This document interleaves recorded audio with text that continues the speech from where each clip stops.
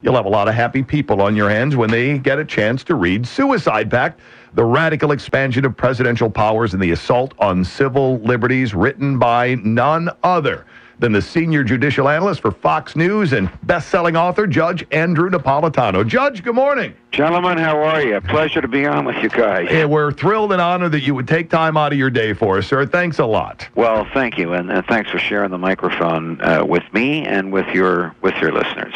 Though I'm listening to the weather forecast, and it's a lot nicer where you are than where I am. Wow, normally we hear the exact opposite from our guests. I know, we have snow and sleet and a mess here in New York, but what are you going to do? Life goes on. Here's what you're going to do. You're going to curl up with your book, learn a few things is what you're going to do. Well, you're very kind. The first half of the book is a history of presidential law breaking and presidential law making from George Washington to Bill Clinton.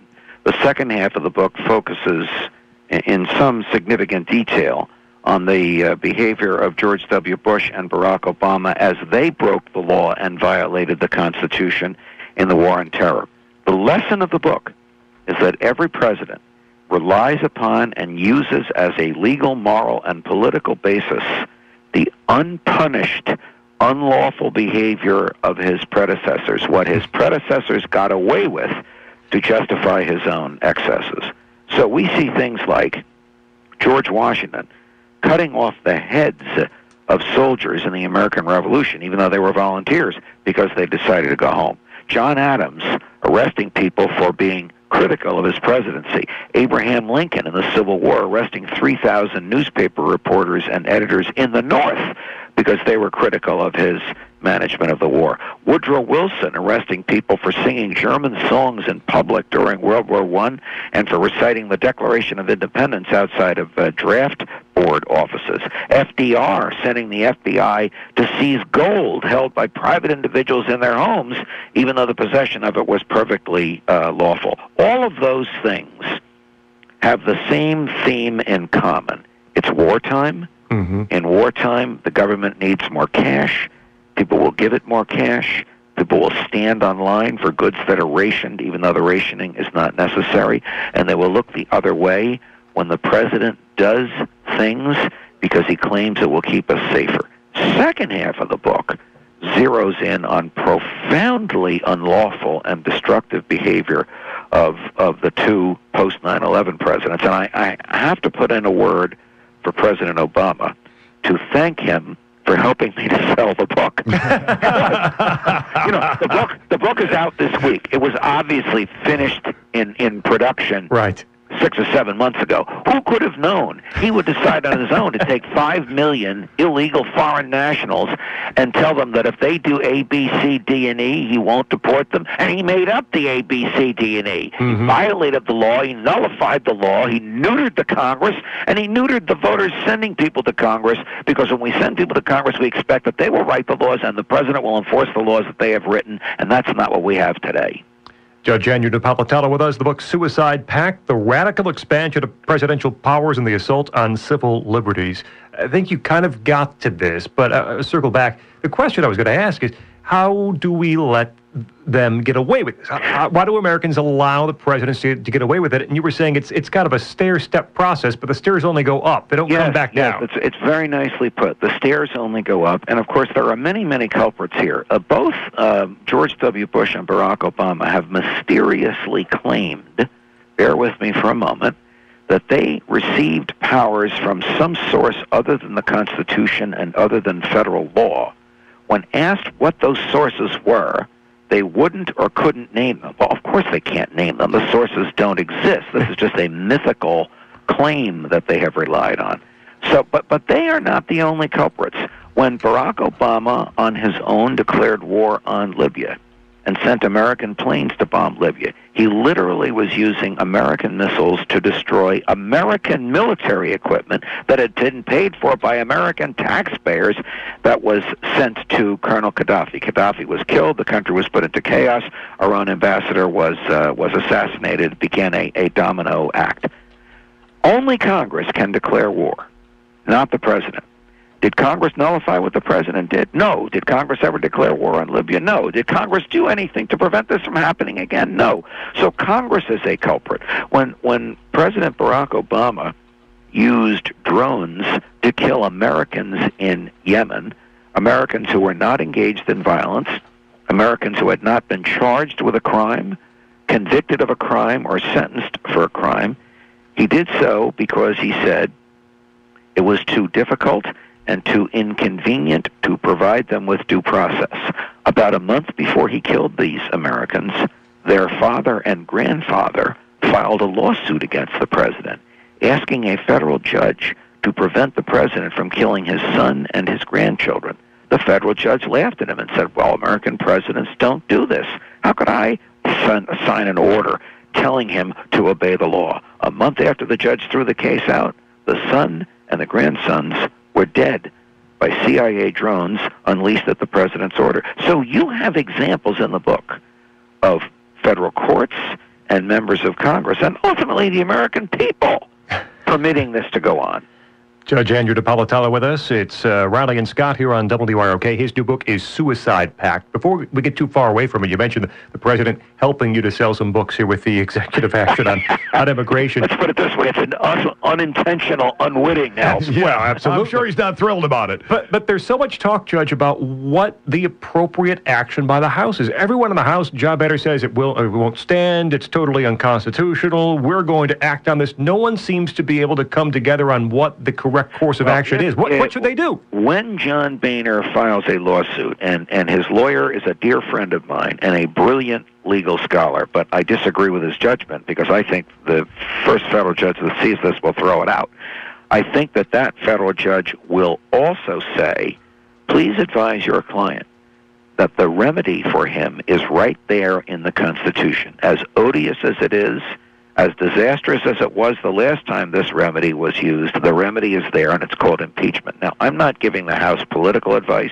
Mm-hmm. The political consequences of impeachment can be disastrous. You could argue that the impeachment of Bill Clinton led to 9/11 because he kept his eye off of what he should have been doing as president, and spent the last year and a half of his presidency trying to defend himself. But that is the remedy that is there. Honestly, I don't think the Republicans want to undo this.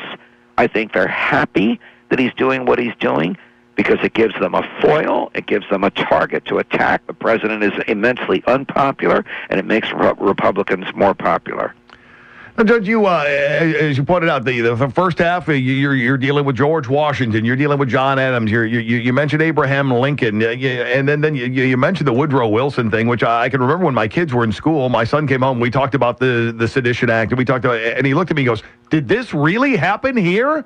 Well, there's going to be the first recipient of your book in my family. He's going to get a copy of that to back up what he learned before. Very flattering, and I'm very happy to hear you say that. But unfortunately, this stuff really did happen here. Let me ask you this. Is your son being educated, or at the time was he being educated, in a public school? Because a lot of public schools overlook this. No, this was not a public school education in this case. Well, this is another history of the American presidency, and it's not one that one gets in. But I was educated in my K through 12 in public schools. I didn't get any of this at the time. You have to dig for and look for the scoundrels in the White House, and unfortunately that includes most of them. Judge Andrew Napolitano with us. The book Suicide Pact, the Radical Expansion of Presidential Powers and the Assault on Civil Liberties, available right now. Do you think we as Americans, understand exactly how far we've been pushed in terms of our freedom and our liberties either being chipped away at, suffering, being infringed upon, or does it take that one big incident like, say, the CIA spying on everyone before we realize what the heck's going on here? I don't think most Americans realize that there's something called the deep state. This is the part of the government, the administrative agencies, the regulatory agencies, the bureaucracies, the military, and the intelligence community that remains in place and does the same thing no matter who the president is and no matter which party controls Congress. When this report about CIA torture comes out later on today, I think the American public is going to be scandalized that George W. Bush permitted this to happen while using as an excuse for attacking Saddam Hussein the fact that Hussein had, quote, torture rooms, closed quote. America used to have the high ground. We used to have the rule of law. We used to believe that the laws which govern the rest of us also govern the government. Unfortunately and regrettably, that can no longer be said.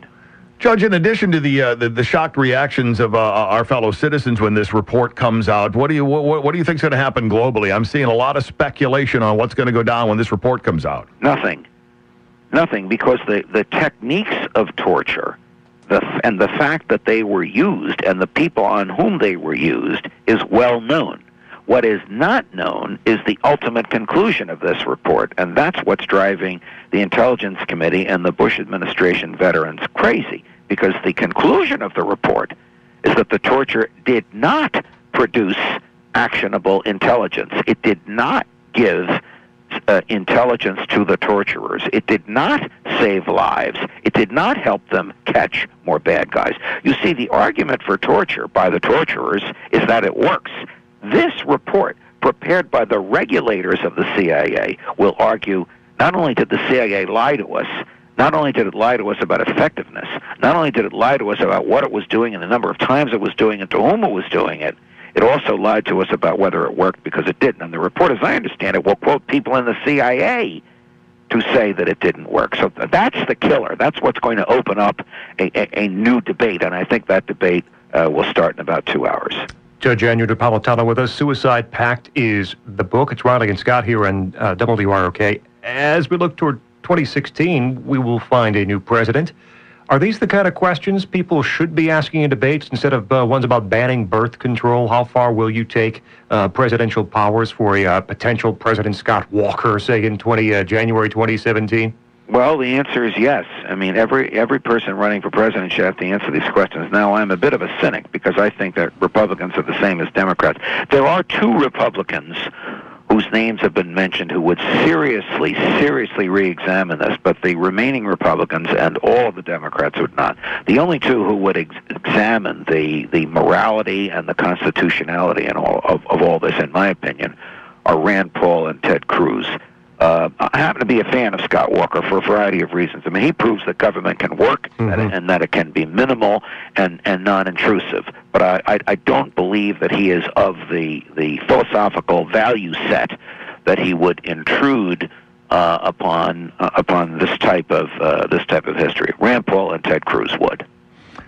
Judge, in looking at this and examining the example after example after example you put forth, and you talk about, okay, in a way the Republicans are loving what the president's doing, deeply unpopular. You can call him on it. Plus, he's setting the precedent for the next Republican who's president to go, well, that was done before, so me doing it's no big deal. Right. Do we see this avalanche stopping at any point, slowing down, other than with the guys you named? Honestly, I think it would take a person with Rand Paul's mindset in the White House to stop it. Now, almost all of this can be stopped with the stroke of a pen by the president or a phone call. This does not require action by the Congress.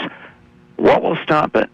A consensus amongst the American public that enough is enough, and that consensus may be developing even as we speak. I think the American public is going to be scandalized by what the CIA and the Bush administration did in its name compared to what the CIA and the Bush administration claimed it was doing in its name. Judge Andrew Napolitano, the book is Suicide Pact, and if you're looking to purchase, which of course you are, suicidepactbook.com is the place to go, and it's a book bomb offer right now. If you purchase through that website, free copy of the Freedom Answer Book 2, suicidepactbook.com. Gentlemen, it's been a pleasure. All the best. Judge, thank you very much. Thanks for having me on. You betcha.